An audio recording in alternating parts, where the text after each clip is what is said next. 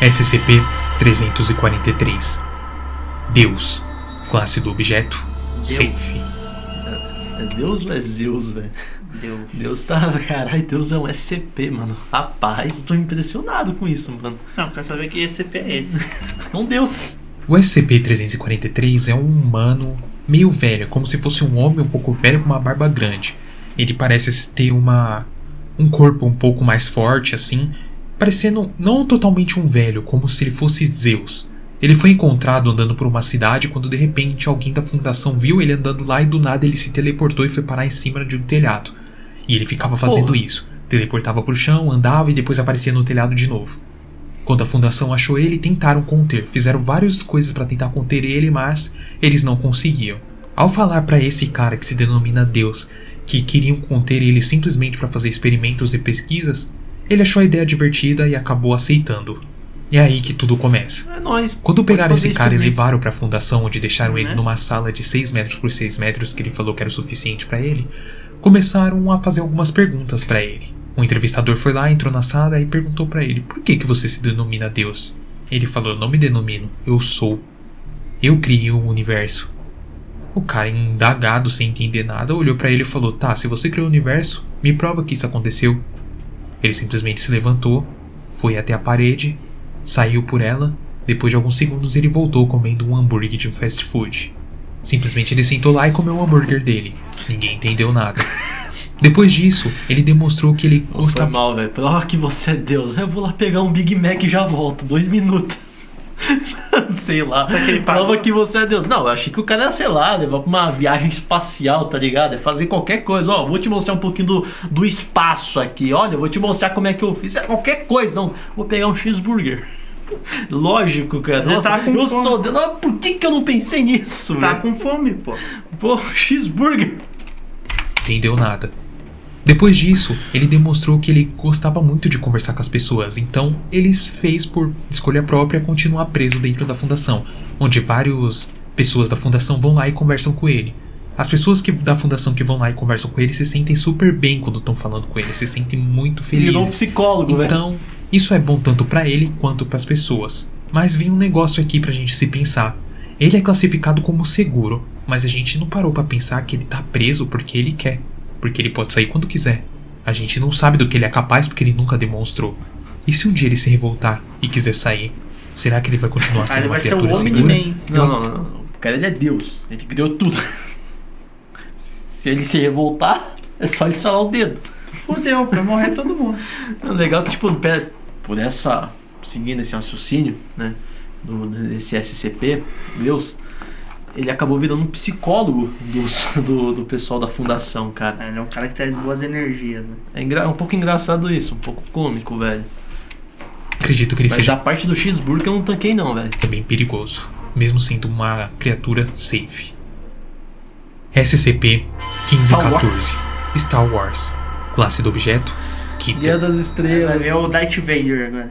O SCP-1514 se consiste em 2 máquinas diferentes, onde uma fica no céu e a outra fica na Terra. Bom, eu vou explicar isso direitinho pra vocês. Pra gente poder explicar direito, vamos denominar assim. O SCP-1514-A é o que fica no céu, e o SCP-1514-B é o que fica na Terra. Ok. Então só vou chamar eles de A e B. Acreditam que esse SCP ele foi construído como uma arma de defesa dos Estados Unidos. Lá pelo início do século XX eles construíram esse SCP e deixaram lá. Só que acabou meio que dando errado. Antes de eu explicar o porquê que deu errado, vamos explicar como ele é. A parte A, que no caso que fica no céu, acreditam que são satélites que ficam voando em órbita da Terra. A parte B é um transmissor que transmite sinal para esses satélites, que fica aqui na Terra. Bom, isso foi construído como um mecanismo de defesa, só que acabou dando um problema. Eles não conseguem desativar isso. Mas para que serve esse SCP? Acreditam que ele serve para soltar um raio na Terra tão forte que pode acabar destruindo ela por total. Só que eles construíram essa arma nuclear e deixaram lá e não estão conseguindo desativar. Eles não encontram um jeito de desativar. E acreditam que se você destruir a parte B, que é a que fica na Terra, ela vai ativar a parte A.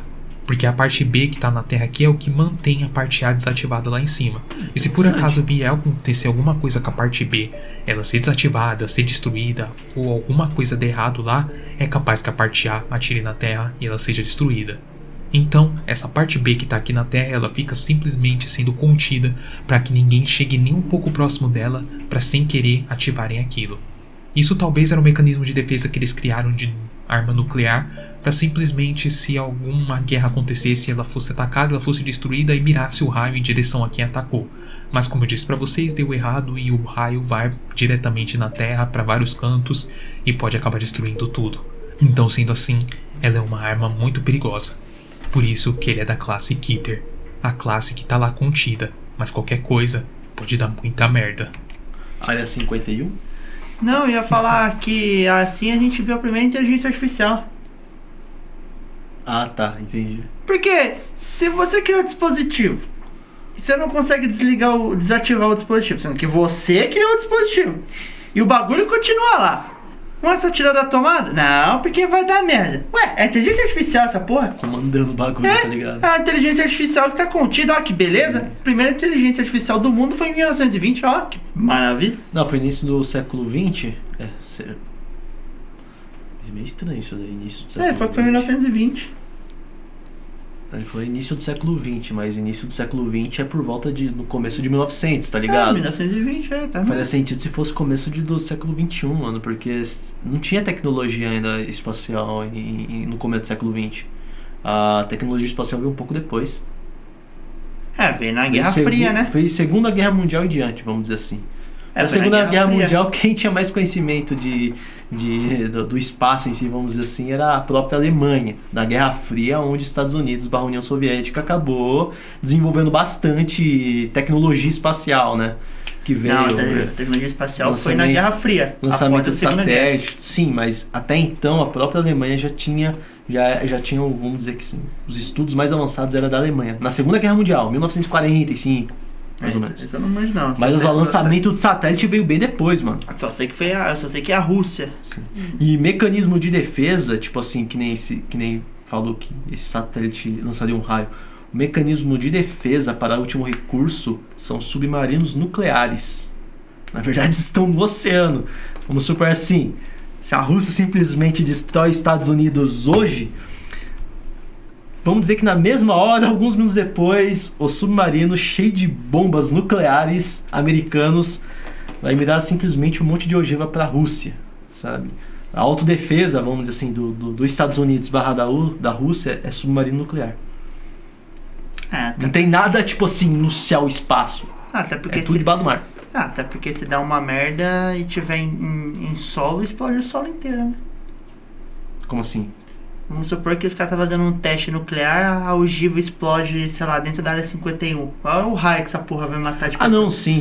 No oceano? Sim, mas tipo assim, o mecanismo de defesa, né? Que, tipo assim, que nem acabou colocando o raio como esse mecanismo de defesa. Se os Estados Unidos fosse atacado, os Estados Unidos usaria essa arma que tá lá no espaço pra contra-atacar. Não, contra-ataque vira do mar. Sim. Esse daí, sei lá, não tanquei muito esse daí, não. Eita.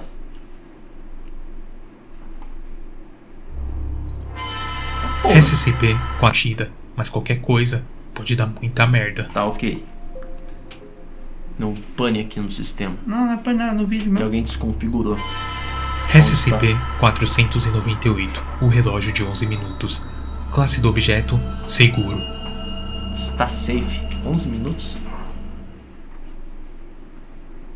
O SCP-498, ele parece ser um despertador eletrônico da marca Kowai Brand RT-800, com um visor de LED amarelo. Que específico. Ele é definido por fuso horário dos Estados Unidos, onde ele fica lá ativado, mas ele tem uma coisa bem peculiar, e isso fica no seu alarme. O alarme desse relógio ele é ativado a cada 11 minutos, e quando ele começa com um som de 30 decibéis, que vai aumentando a cada 10 segundos 5 decibéis. Só que o problema desse som é que ele causa náuseas e tontura nas pessoas.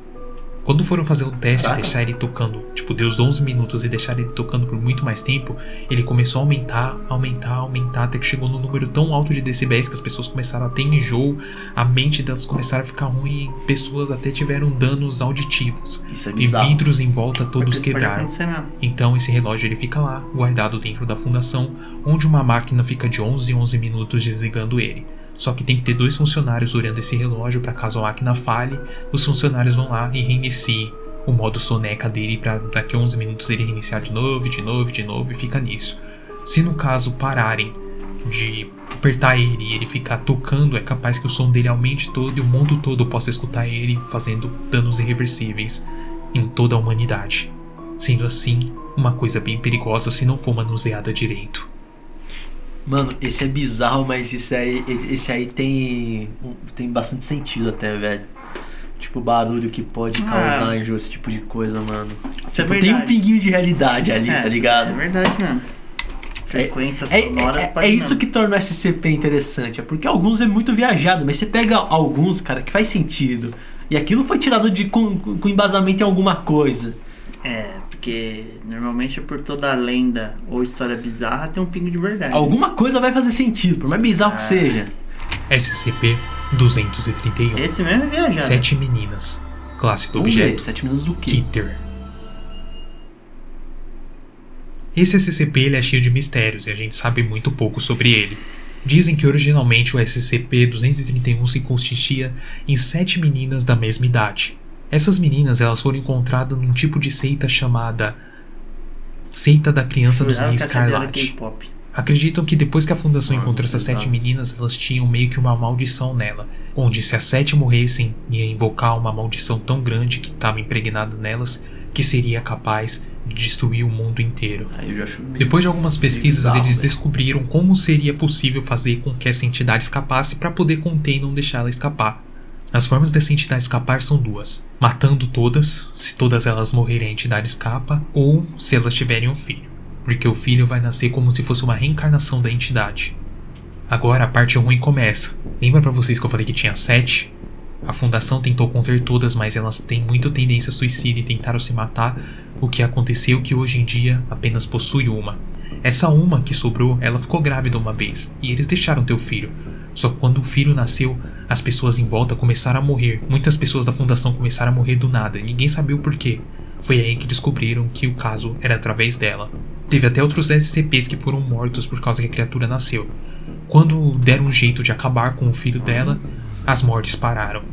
Então hoje em dia a fundação é obrigada a realizar um procedimento chamado 110 Montauk, onde eles impedem que esse bebê nasça, assim não tendo problemas com o mundo. Mas lembrando pra vocês que todas elas têm tendências suicidas. Então, ainda mais essa que depois que perdeu o bebê dela e toda vez que vai tentar dar à luz de novo as pessoas não deixam, ela tá fazendo de tudo pra tentar se matar. E a gente sabe que se ela se matar, a criatura vai ser liberada. Então a fundação tá fazendo o possível pra manter ela presa e evitando qualquer jeito a gravidez dela. Mas todo cuidado é pouco, nós não queremos que essa criatura da maldição do Rei Escarlate acabe saindo e destrua a humanidade inteira. Então cabe à fundação cuidar muito bem dessa mulher para que nada aconteça a ela. Mas e se chegar a um ponto que ela vai morrer por causas naturais? Aí eu acredito que a coisa vai ficar séria. SCP-2317. A porta para o outro mundo. Classe do objeto: Apolion. Esses é bizarro, velho. Apolion acima do Keter? Então chegamos. Acho que é. Ele tinha falado que tinha uma acima. O som de você. É a primeira vez que eu escutar o do Apolion. A gente não chegou a ver SCP tipo. Satanás. Apolion. Você, Satanás. Eu citei Apolion no começo do vídeo porque sim, vamos ter pela primeira vez um SCP Apolion no nosso vídeo.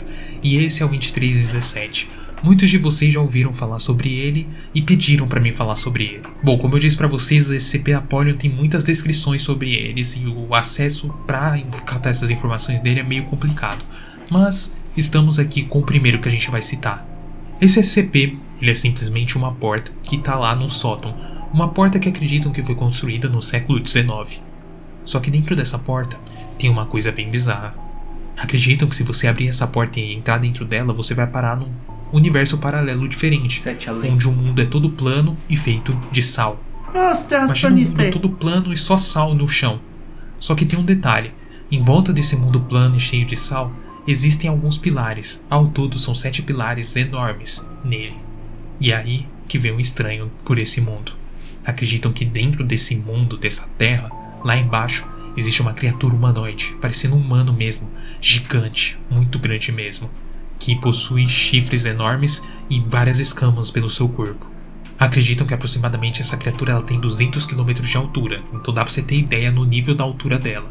E fora isso, falam que os pilares que estão na Terra são basicamente o que tá mantendo ela presa embaixo da Terra. Mas lembra que eu disse pra vocês que tem 7 pilares que prendem ela? Hoje em dia não tem mais isso. 6 desses pilares acabaram sendo destruídos, onde só sobra um. Dentro desse universo eles encontraram um documento que fala sobre a criatura. Esse documento é de 1984, onde eles denominam essa criatura como um semideus chamado o Devorador de Mundos. Só que acreditam que ela foi capturada e foi presa por um ritual místico. Agora vem uma pergunta. Se havia 7 pilares, 6 foram destruídos e sobraram um, a gente já sabe o que vai acontecer quando esse um quebrar. Ela vai ser libertada. E pelo nome dela, Devorador de Mundos, que ela foi denominada, a gente pode ter mais ou menos uma ideia do que ela pode fazer. Agora, será que ela é capaz de sair desse universo e vir pro nosso? Se ela vir pro nosso universo, a gente sabe que muita merda pode acontecer. Essa criatura pode chegar no nível do Leviatã, que foi um que a gente citou no vídeo retrasado ou foi passado, de SCPs, mas eu acredito que ela é bem pior. Se algum SCP ali se soltar, já bom deu pessoal, merda em tudo, mas esse foi o velho. nosso vídeo de SCP de hoje. Espero que não vocês tenham gostado. Não é à toa que eles ficam dentro de uma fundação e no caso desse daí tem outra dimensão, velho. É maldição, é Leviatã, é outra dimensão. Mano, se algum soltar, fudeu. Tá muito perdido.